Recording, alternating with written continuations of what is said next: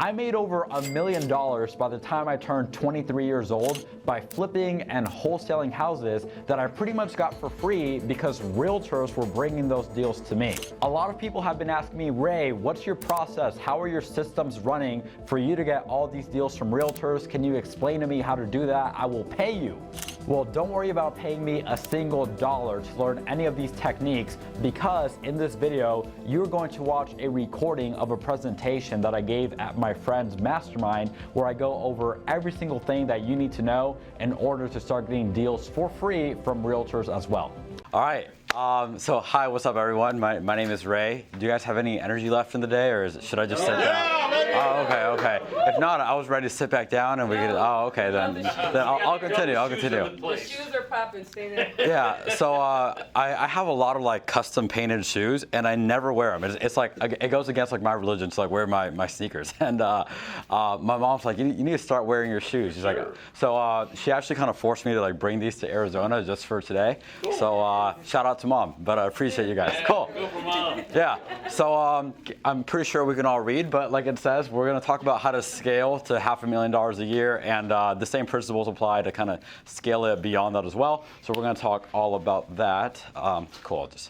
All right, so I'm going to share some like documents, some scripts, and like all that fun stuff on the PowerPoint. If you want an actual copy of that sent to you, send me a message either on Instagram or email. Honestly, I check my DMs more than I check my emails. Not a very smart businessman, but send me a message on like either of these, and I'll send you whatever. Or if you don't want anything, then don't jot that stuff down. But if you do, then there you go. Cool. All right, so far these are our stats so far this year, 2023. We do a lot of direct-to-agent marketing, so we spent around 30 grand in marketing to realtors this year, and that's generated around $789,000. Bless you. Cool, and that comes out to roughly like 71 grand a month. Our best month this year was 157,000. All of that was from wholesale. Right now, I have 9 flips going on, so hopefully those close pretty soon.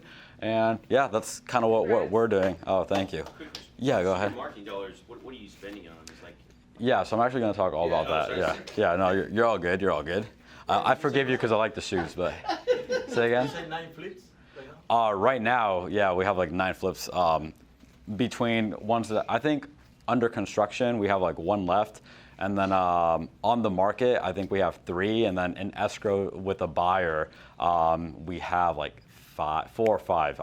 I've dropped out of school. I'm not good at math, but something like that. The total's like 9, something like that. So. All right, so here's my goal for the presentation. So my goal is to help you build a direct-to-realtor marketing business where you can remove yourself from that business while maintaining at least 50% net profit on a bare minimum of $500,000 in revenue. So in simplest terms, like how to build a business where you can top line $500,000, bottom line $250K without you really doing anything at all. So in order for me to explain to you how to, in order for me to show you how to do that, there are 3 things that I really want to teach you guys how to do today. Number 1 is what my team looks like. Number 2 is what it is that everybody does. And third, it's how exactly those people do it, so you can train your people on how to do it themselves, so you eventually don't have to do all the work every single day. Starting off with what my team currently looks like. So this is our org chart. You have me, and then I'm kind of overseeing marketing, acquisitions, dispo, our VA, our admin / TC, and construction. That is what the team looks like. And then we have some interns that are cold calling, and we have a hybrid of a cold caller / acquisitions. But I'm going to talk about every one of these positions, primarily focusing on marketing, acquisitions, dispo, VA. And I'll touch a little bit on like admin and construction as well. Essentially, by the time we're done, you should have a good understanding of like how to build up this entire team. And the only reason I know that is because at one point I was doing every one of these roles on my own for like 2 years before I just kind of lost it and decided to start hiring people. So, alrighty, so let's go ahead and start off with our marketing department. So we have one guy in charge of specific KPIs for all of these, and fortunately for you guys, I'm going to talk about those KPIs and all that fun stuff. But these are our top 5 marketing channels for direct to realtor. We've got LOI entries, we've got comping properties, cold calls, SMS, and email blast. I'll leave that up for like 3 seconds because I saw someone's like writing down. And 3, 2, 1. All right, that's about it. So cool. Let's start off with LOIs and comps because I think those two go hand in hand. Now, the first thing you guys need to know is these are the majority of the auto searches that we have set up. If you have no idea what I'm talking about, when you go on the MLS, you want to set up some auto searches so whenever a realtor lists a property with one of those keywords, you get notified. That is super, super, super important. So make sure you snap a pic of those. But if you don't snap a pic of them, I actually am going to send you a copy of all the ones that we use. And there's quite a bit more than just these, but I'll still send you all those. So you're all good. Okay, now here's exactly what the process for that looks like. So we just talked about one, you want to go ahead and set up all of your auto searches. Once you set up your auto searches, you're going to start receiving emails with properties that could potentially be a deal. Now, how on earth do we figure out if these are deals or what exactly do we do? Number one, you're going to go ahead and comp the property. If the property is listed at or near market value, you're going to go ahead and put that property in an LOI sheet. I'll show you guys what that looks like in a second as well. A VA is going to send the listing agent the LOI. Now, from there, one of a few things can happen. So the agent can either ignore it or they'll be a jerk to you, right? I mean, if someone's asking $500,000 for a home and you send them an LOI at $300,000, they might, not be the happiest person with you, right? So they could be a jerk or they could ignore it. If that's the case, it's more so going to be a dead lead. We probably aren't going to do anything with it.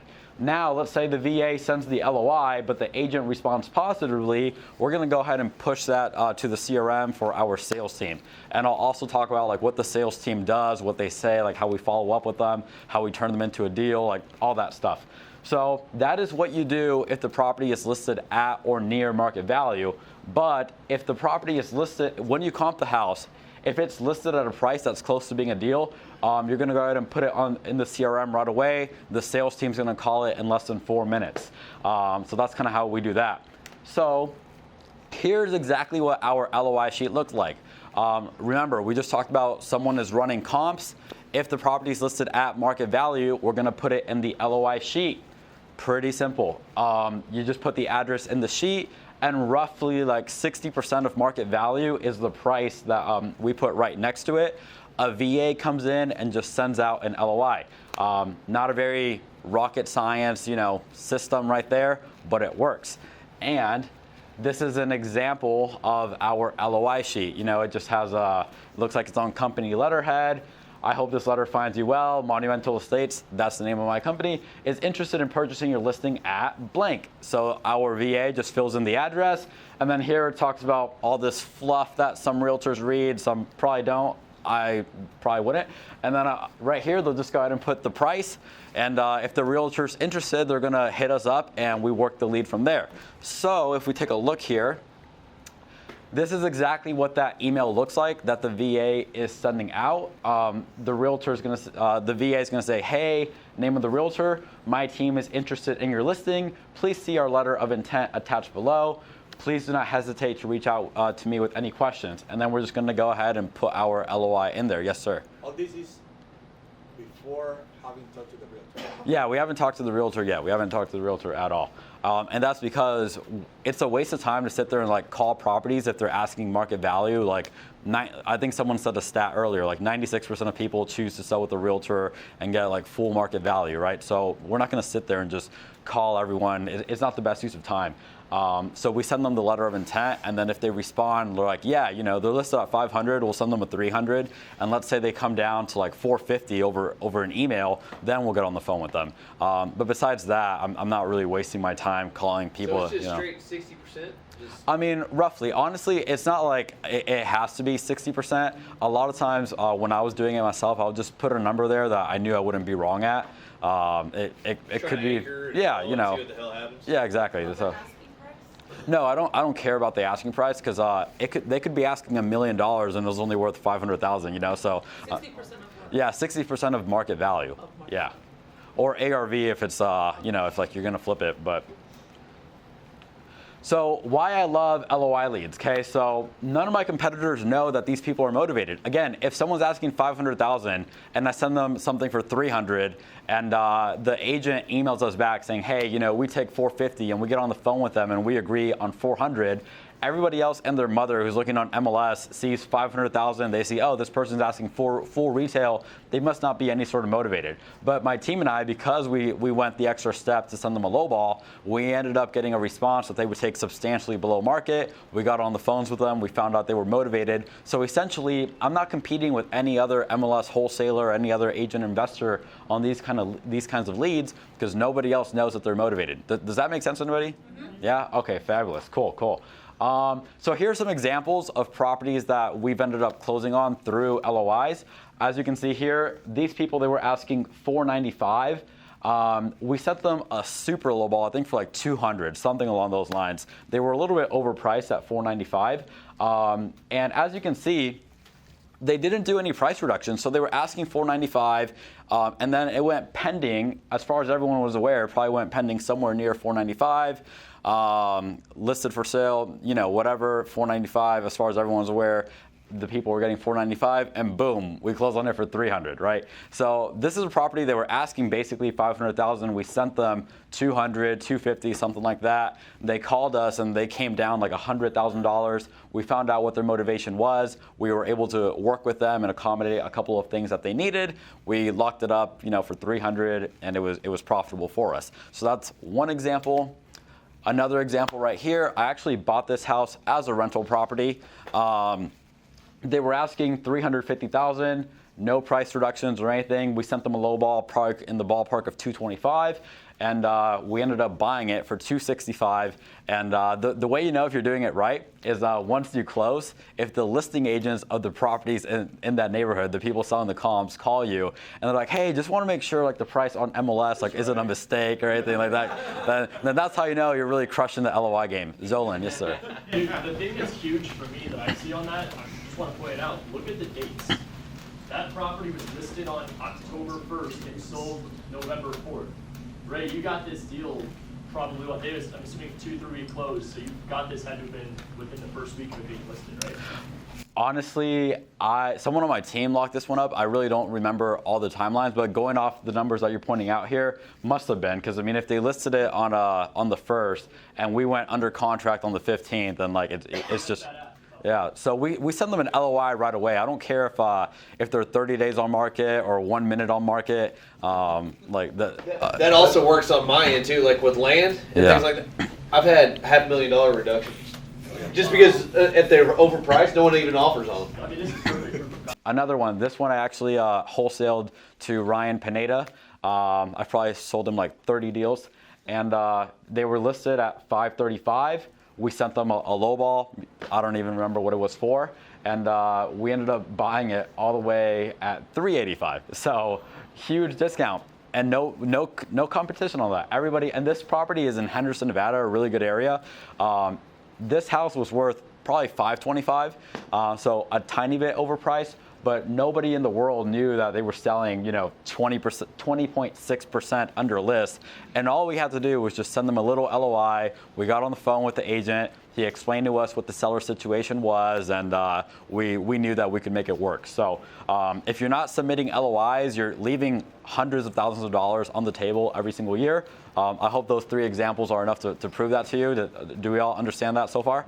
Yep. Yeah? All right, yes, sir. Yeah, how do you determine which ones you're going to take down and which ones you're going to wholesale? Okay, so the question was like, how do I determine which properties I want to flip and which ones I want to wholesale? 2022, I was pretty much flipping everything. Like I'd say I was flipping like 70% of all our deals. I didn't care if it was a $550,000 ARV. As long as I could make 20 grand on it, I would buy it. And at the time, like, what could go wrong,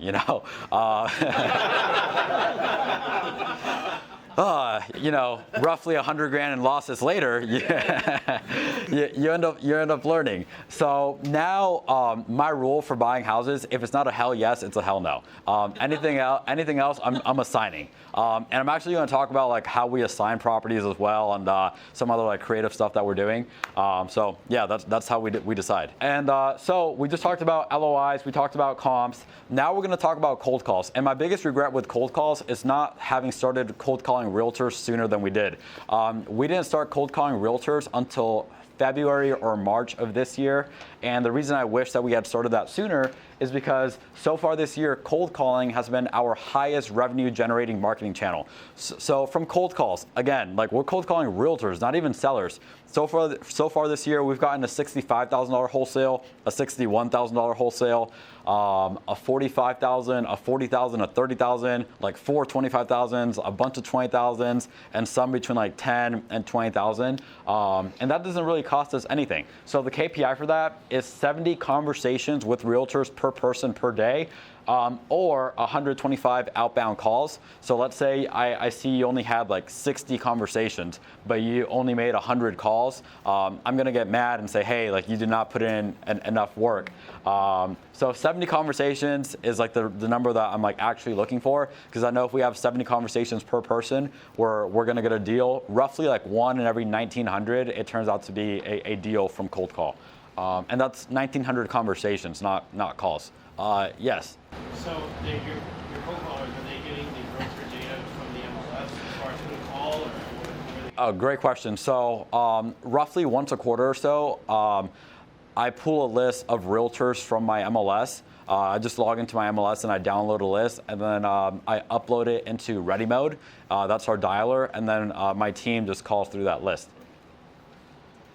Do you sort that list at all, or you just pulling anybody's been active? Anyone who's sold at least one house in the last 6 months can go on my list. So we're still on like the marketing topic. We have our marketing manager. He still does cold calls himself. And then we have the interns that I was telling you guys about. So they're all hitting 70 calls a day. And then we have Jerry, who's our acquisition manager. But when he's not locking up deals or when he's not following up with warm leads, he goes on the dialer to generate more leads for the company. So that's kind of what the whole cold call department looks like. I highly recommend you cold call realtors. It's been so good for us. I was at Pineda's WealthCon a few weeks ago, and I got an email that we just closed on a wholesale that we made 61 grand on, and I did nothing on that, which was pretty insane. Yes. What are you using as a dialer? Ready Mode. And then I have a slide that talks about all the systems that we use as well, so I got you. All right, so here's kind of what the cold calling flow map looks like. So obviously we start off with the cold call, okay? If an agent provides a lead, you're gonna hit them with the qualifying questions. You guys might be like, wait, what are the qualifying questions? Well, we haven't talked about acquisitions yet, okay? So I got you guys though, I got you. Like it's like I'm not gonna, take you to dinner and like not let you get dessert, so. It's like, I only do that to my girlfriend. No, I'm joking. No, I'm joking. But shout out to my girlfriend, Stephanie. This is her first real estate event, so I'll give it up for her. Cool. We can get dessert later. All right. So we hit them with the qualifying questions, all right? If the lead has potential, obviously we're gonna go ahead and push it to the sales team, all right? If the lead is disqualified, meaning it doesn't have what we consider no motivation, no urgency, we're nowhere near on price, we're gonna go ahead and thank the listing agent for their time, and we're gonna add that agent to our agent outreach CRM. We're just gonna continue staying in touch with them so that hopefully when they do have something, at that point, we can obviously buy it off of them. So that's what you do if there is a lead. If there isn't a lead, which most of the calls are gonna be absolutely nothing, you're gonna go ahead and thank them for their time anyway, put them in the agent outreach CRM, and touch them in 2 weeks. So that's how that works. Yeah, so we've talked about LOIs, comps, cold calls, SMS. Okay, here are the KPIs for SMS. If you're manually texting people on your cell phone, you're doing it wrong. You need to send out at least 1,000 text messages per day. I had a conversation with Sean yesterday. We're gonna increase ours to 2,000 a day as soon as we get back to Vegas. Yeah. So Sean's out here changing lives. Yeah. Now, if you're not getting at least a 90% deliverability rate, that means that your numbers are all screwed up. You're doing something wrong. Talk to someone. Talk to me if your deliverability rate is like 12%. You know, that means like the carriers are flagging you, and you're messing up all over the place. So ask me how I know. And then you want to get at least a 25% response rate. If you're not getting at least a 25% response rate, that means the messages that you're sending suck. No one wants to respond to you. Just keeping it 100, kind of like Zolan preface that I probably would do. So you want to get at least a 25% response rate. From all those texts, we get around what I call a gross lead. We get around 10 gross leads a day, meaning like, hey, it's an address, you know, like, hey, I got an address for you and a price, but it can be worth $400,000, and the agent will say, hey, we'll give you a smoking deal, $390 if you pay cash, you know. So that's what I consider a gross lead. Okay. A net lead or a quality lead is, well, you know, what we would all consider somewhat quality. So out of those 1,000 leads, if the person has what we call EMOTA, and I stole that term from Ron Bartlett, shout out to him. EMOTA stands for equity, motivation, ownership, timeline, and actionability, meaning the seller's willing to like make a yes or no decision before hitting the market. That is what we consider one quality lead. And our best deal from text messaging this year was a $50K assignment on a $140,000 condo. So I mean, that's not bad for one deal from texting, you know. So that's what you got to do for SMS. How exactly does our marketing person do all that? Well, you start off, you send a text. If you do not get a response, you're going to hit them with a weekly drip. Now, if you do get a lead, you're going to go ahead and push it to the sales team, and the sales team's going to do their job, which we're about to talk about in just a couple of slides. But before that, we're going to talk about email blasting, because email blasting has been a great way for us to generate leads as well. All we really got to do for that, what exactly is an email blast? We already have every realtor's contact info from these other marketing channels that we were talking about earlier. Why not hit them? Why not be omnipresent, right? You know, some people respond better to text, some to email, some to calls, or most realtors do not respond to anything at all, but that's perfectly fine. So the email blast is just a simple, like 10, 15 word email that says, hey, I'm looking to buy a fixer-upper, or I'm looking to buy something with a motivated seller. Do you happen to have anything coming up that you can represent me on as your buyer? You know, something along those lines. It's the shorter that it is, typically the higher response rate we're gonna get. At first, we were sending out these like long, beautiful emails, and people were probably just opening them and not even reading. But now we just send out shorter emails, and we blast them out to all, you know, like 10,000 active realtors in Vegas once a week, and we get around like 200 gross leads every single week from those. And out of those 200, we end up, you know, filtering through and like determining which ones are an actual opportunity. There's no reason to not implement email blasting. You just pay someone like $100 a month on Fiverr to do it for you, and it works really well. So make sure you do that. Here's how that process works. So you send out your email blast. And by the way, everything we've talked about so far is just ways to generate leads without spending much money marketing. So in case, like, you know, anyone didn't grasp that. But email blast, if you don't get a response, very similar to SMS, you're gonna hit them with a weekly drip. If they do provide a lead, what happens to a lead? It gets pushed to the sales team. So there's a common theme here with every marketing channel. Once there's a lead, it goes to the sales team right away. We're not sleeping on these leads, kind of how Sean talked about yesterday. If you're sleeping on them for 2 days, someone else has already locked it up and is about to blast it out to everybody. So we push these to the sales team right away. Even today, in our group chat, we have our sales teams like, hey, we just got this lead. We're doing this or that. They're keeping the whole team updated. So it doesn't matter if it's a weekend. Like, the whole team's hungry, trying to get deals. Now, moving on to sales. So acquisitions has 3 main roles. Let's go ahead and talk about acquisitions first and kind of what that script looks like. This is just a screenshot of the first like couple lines. If you want the entire script, obviously slide in the DMs. Essentially, right? So the rep, you're right, the rep on our team. This is what that conversation looks like. So once there's an actual lead, let's say the realtor's name is Bob, I don't know. Hey Bob, this is Ray with Monumental Realty. I was calling about your listing on Apple Street. How are you? Okay. They respond, you take them through the script, whatever. We've been using this script for, I don't even know how many deals now, probably like almost 80 deals. This exact same script, it works. I'll send you guys the entire copy if you want it. And then also have some like training videos of like me training my team on this script. I can send you those as well.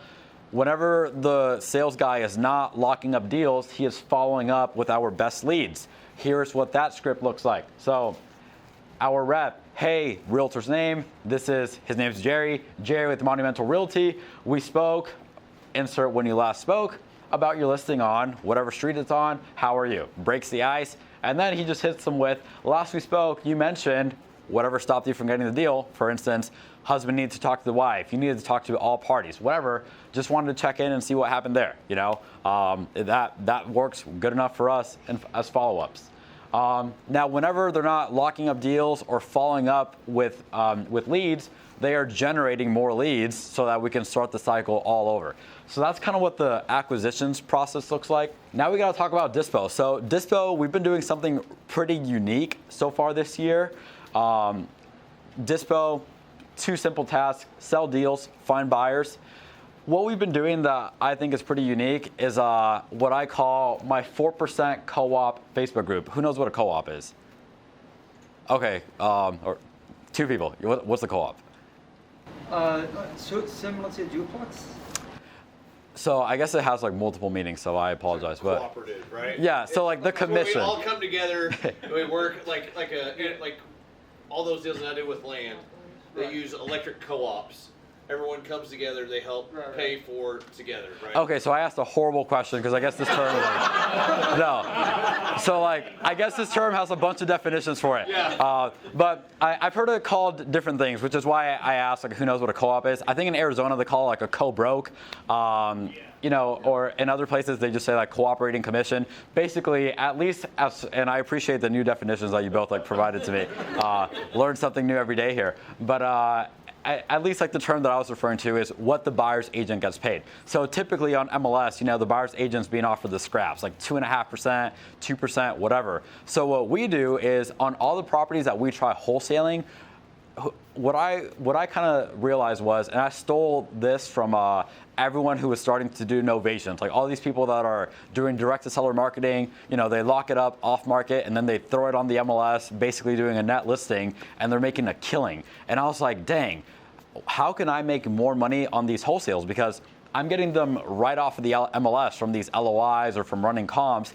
If they're already on the MLS, I can't list it on the MLS unless I buy it and then relist it myself. But then that's not really wholesaling. That's just a lot of work. So what I started doing was I was like, how can I sell these properties to people that want to live in them the same way that these novators are doing? Because flippers, they need a 30 to 40% discount. Burr investors need a 30 to 40% discount. People buying properties that they want to live in them with their families, 2021, 2022, they were paying 10% more than they were even worth. So I was like, instead of trying to do more deals, which obviously we always want to do more deals, but I thought it would be a lot easier to see how we can just sell these to better buyers. So that's when we invented what I called the 4% co-op Facebook group. Now, how does that work and how are we using it to make money? I created this Facebook group and I invited all the top realtors in my market to join. And I sent them all an email telling them, hey, look, we're going to be selling properties on here at 5 to 10% below market value. If you bring us a buyer, you're not getting a 2% commission or 2.5% or a 3% or a 3.5%. You're getting 4% commission just for bringing us the buyer. Now, here's the benefit to that. So let's say market value on a house is $400,000 and I lock it up for $300,000. That might not be a big enough spread for me to want to buy that as a flipper or for me to be able to make a good amount of money assigning it to somebody else. But let's pretend we weren't investors for a second and all we were doing was looking to buy a house that we wanted to live in. $100,000 discount, that's the best deal ever. So what we do is we lock it up at $300,000 and we're gonna go ahead and put it in our Facebook group for, let's say, $375. And then we're gonna hit tag everyone. So all these realtors get a notification at the very top. It says 4% commission, turnkey property, or whatever kind of advertising our Dispo does. And then we're gonna lock it up at $300, assign it for $375. Sure, we're gonna pay 4% commission on that $375, but we're still making way more of a spread than we would have otherwise. And some examples of those, we had this one right here. So this one was actually one that we sold to an investor because it was a really big house. I think it had a casita. So it was a 2,000 square foot house plus a 600 square foot casita. And the rehab was going to be closer to $100,000 on that one. That just wasn't, a 300 purchase price, 100K rehab. and 450 ARV, that's not a deal at all. Like, I would not have bought that. None of my flipper friends would have bought that. So I just threw it in here in my Facebook group. And we ended up making a $40,000 assignment on this property where we wouldn't have made anything at it at all, which is it blew my mind. That was like all I ever needed to see. And then we did the exact same thing on this little townhouse. A realtor ended up bringing a legit cash buyer who wanted this house, and we just sold it to them. And I think we made $25,000 on it, where I was like, whoa. Do you ever have any issues with the agents that you're getting the deal from, seeing the properties in this Facebook group? No. One time I had an agent. So like typically what I was doing was, if all these agents were in my group, I would remove them before posting like their deal in there. Yeah. And like, yeah.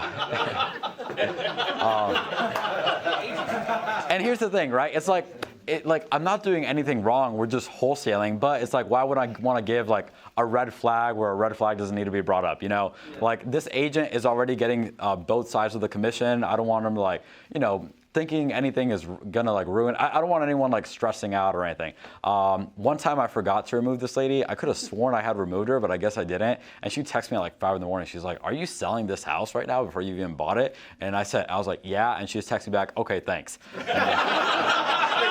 Yeah. Cool. So here's kind of what the project management construction stuff looks like. And this is because we are flipping a decent amount of homes. My dad does all our project management, so his job is to make sure the contractors like show up. Only partially drunk is allowed.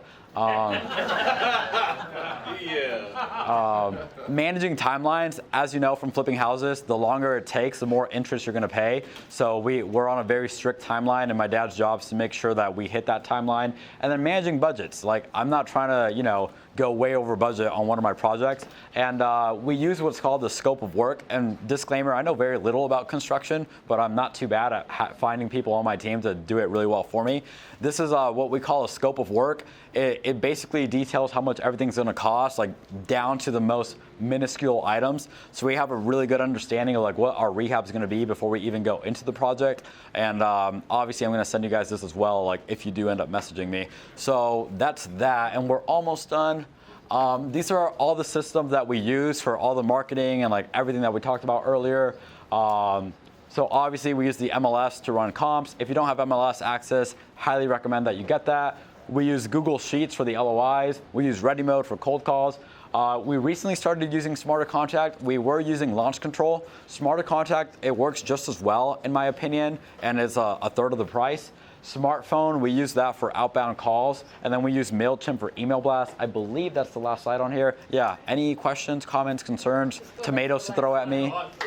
So.